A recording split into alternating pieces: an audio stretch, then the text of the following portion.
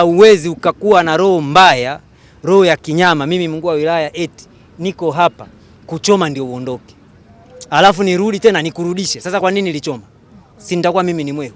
Ni nani yupo nyuma ya moto ulioteketeza soko la mawasiliano simu 2000 wilayani Ubungo jijini Dar es Salaam? Kuna mfanyakazi mmoja wa serikali ni wa halmashauri, kuna kauli aliyoongea sio nzuri, na mkituambia tusiamini kwamba nyinyi ndio mmefanya, tunakuwa hatuwaelewi. Kwa sababu alisema hivi, acheni uwake, kwa sababu tuliwaambia watoke wapishe mradi, walikuwa wanakataa. Hichi ndicho walichokuwa nakihitaji. Tuhuma nzito zilizochanganyika na maumivu ya kupoteza mali na biashara zinajibiwa na mkuu wa wilaya hiyo, Albert Msando. Mimi nikiwa ndiye mkuu wenu wa wilaya, hakuna sababu wala nia ya aina yoyote kumchomea biashara mwananchi kwa sababu tu ya kuachia eneo. Na niwahakikishie kwa kinywa kipana, bila kuogopa wala kupepesa maneno, ingekuwa tunataka wafanyabiashara waondoke, mngeondoka, kwa sababu tungesema sasa waondoke warudi makwao. Hilo halipo. Kwa hiyo niwahakikishie, na kama kuna mtu aliyesema na mnamfahamu na mmemsikia, naomba kabla sijaondoka hapa, yule aliyesema hilo atanipa jina lake. Na kwa sababu kamati ya usalama tupo kutenda haki, tukithibitisha kwamba amesema kauli hiyo, hata endelea kuwa mtumishi wa serikali. Kama alitoa hiyo kauli tukathibitisha, hatutaki kumuonea mtu, si ndivyo? Kwa sababu serikali iko hapa kwa ajili ya wananchi wake. Lakini swali kuu linabaki hewani. Je, ni kweli mamlaka zinaweza kuhusika? Na kama sivyo, mkakati ni upi kwa walioathirika? Kamati itakayochunguza hii itahusisha vyombo vyote vya usalama ngazi ya wilaya. Atakuwepo katibu tawala wa wilaya, atakuwepo kamanda wa jeshi la zimamoto na uokoaji wa wilaya wa mkoa wa Kinondoni, atakuwepo mjumbe kutoka ofisi ya RPC, watakuwepo TAKUKURU, itakuwepo ofisi ya usalama wa taifa wa wilaya, watakuwepo TANROADS ambao wanahusika na usimamizi wa miundombinu ikiwemo ujenzi wa soko hili, watakuwepo DART wanufaika wa mradi huu, watakuwepo TANESCO, itakuwepo ofisi ya mkurugenzi wa halmashauri ya manispaa ya Ubungo. Wote hao wataungana kuchunguza na kutoa mapendekezo ya nini kifanyike baada ya ajali hii, na muda ambao nimeutoa angalau wafanye kazi kwa siku 7. Kazi hiyo iwe imekamilika, na kamati hii au timu hiyo itakuwa na wajibu wa kumhoji kila mtu ambaye ana taarifa kuhusu ajali hii ya moto na kukusanya taarifa zote muhimu. Kwa wafanyabiashara, pamoja na hasara tuliyopata, hebu tutoe ushirikiano mkubwa kwa timu niliyoiunda tuweze kupata ukweli. Kauli iliyowasha mwanga wa matumaini mapya kwa wafanyabiashara waliokata tamaa, huku macho yote yakielekezwa kwenye hatua zitakazofuata. Tunakuja kujenga soko hapa, yataanza makelele na mizengo, wafanyabiashara waliokuwepo hawatapata nafasi. Hiyo ni kweli. Hatutarudia makosa hayo. Tunaelewana vizuri? Hiki ni kipindi ambacho nitakuwepo hapa masaa 24, na uzuri nyinyi mnanijua. Masaa 24 tutapekuana kujuana kwanza nani ameunguliwa, cha kwanza. Nani amefanyaje? Ameunguliwa. Huyo ndio mfanyabiashara tunayeanza naye sisi kumtambua. Hata hivyo, si kila mmoja aliyeridhika.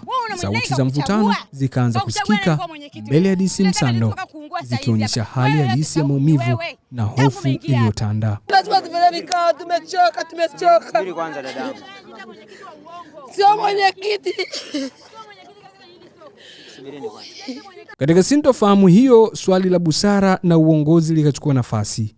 Nani anapaswa kushika hatamu katika wakati huu mgumu? Ila kwa aina ya hiki kilichotokea, mwenyekiti wa soko la simu 2000 ni mkuu wa wilaya. Mpaka hapo nitakapokuwa nimekabidhi sasa, wafanyabiashara wamekaa vizuri, wamepangwa, mimi ndio mwenyekiti. Lengo langu linaloniumiza sana ni kuhusiana na hii kamati ya maboresho iliyowekwa hapa. Wahanga waliounguliwa na mali zao tunawajua. Pili, kuna wale ambao wenye mabanda mengi waliwapa watu waweke bidhaa zao pale. Watakaolipwa ni wale walioweka bidhaa zao pale, sio hawa waliowapisha watu.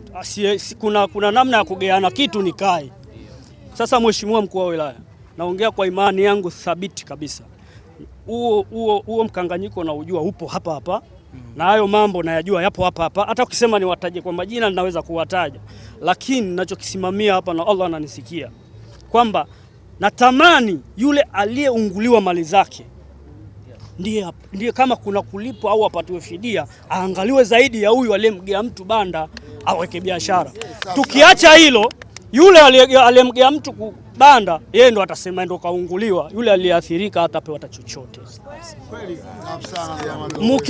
Naomba kama kuna viongozi, na hapa kwa jina la Mwenyezi Mungu niwekwe na mimi hili kuliangalia, na wajua wote, niko hapa miaka 9 na wajua wote, na swala lote litakalotokea baya hapa nalijua. Naomba kama kuna ratiba ya kupangwa niwekwe na mimi, na watu ninachokiongea wafanyabiashara wote wananisikia. Watu wamekodishwa. Mtu aliyeunguliwa hatapata chochote, atalipwa yule aliyemkodisha. Hicho kitu mimi nakiomba na Mungu ananisikia, sitaki kukisikia kabisa. Naomba Mheshimiwa, kama utaridhia katika watu wako tuchagulie watu wa tukae. Sawa. Sasa jambo ambalo nataka tuliweke vizuri. Mimi nimewaelewa vizuri. Cha kwanza, isichukuliwe kauli ya fidia kwa sababu amesema endapo ikitokea. Lakini jambo hili mimi nashukuru kwanza umelileta, si ndivyo? Kwa sababu fidia sio fedha peke yake. Sawa. Hata tunavyoenda kuwapanga watu lazima tuwaconsider kwamba huyu kama aliunguliwa, basi wakati wa kupanga tunapangaje. Si sawa? Lakini sasa mmeraise jambo ambalo kama msingelisema leo lingekuja kututafuna mbele. Kwa sababu sehemu hii kisha kamilika sasa, wale ambao ni wapangishaji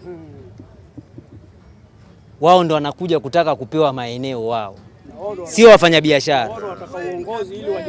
Umeelewa? Kwa hiyo ili tusisumbuane huko mbeleni, tumerudi kwa nini nilisema utambuzi wa walioharibikiwa na mali zao, kwa sababu huyo aliyeunguliwa ndiye aliyekuwa anafanya biashara, si ndio? Sasa inawezekana wewe lililoungua lilikuwa ni banda lako, lakini kilichoungua sio mali yako. Kwa bahati nzuri timu yangu inasikia hizo changamoto ambazo zinaweza zikajitokeza wakati wa utekelezaji wa zoezi letu la uchunguzi, kwamba kuna watu wa aina mbili. Kuna ambao wao wanashikilia maeneo wanayakodishia kwa wengine, na kuna ambao ndio wenye mali iliyoungua na kuteketea. Na hili niongeze kitu. Na hili hapa Mheshimiwa tumeliongea hapa. Najua njia nyingi. Wataenda kuwabana wale waliokuwepo kwenye maeneo yao, kwamba bwana hapa kaa hivi tutafanya hivi. Mimi nawajua soko zima. Nawajua soko zima, na mtu aliyewekwa namjua, huyu kawekwa, huyu hajawekwa. Huyu bwana atatupa taarifa nyingi sana. Uzuri tuko hapa, tutatusaidia. Nitasema chochote cha ukweli, Mungu atanilinda. Amina. Kauli nzito yenye kuashiria mwelekeo mpya, lakini pia ikiacha maswali mengi zaidi kuliko majibu. Huku Rais wa Jamhuri ya Muungano wa Tanzania Dr. Samia Suluhu Hassan akitoa pole na maelekezo kwenda kwa DC Msando. Mimi naitwa Mika Ndaba.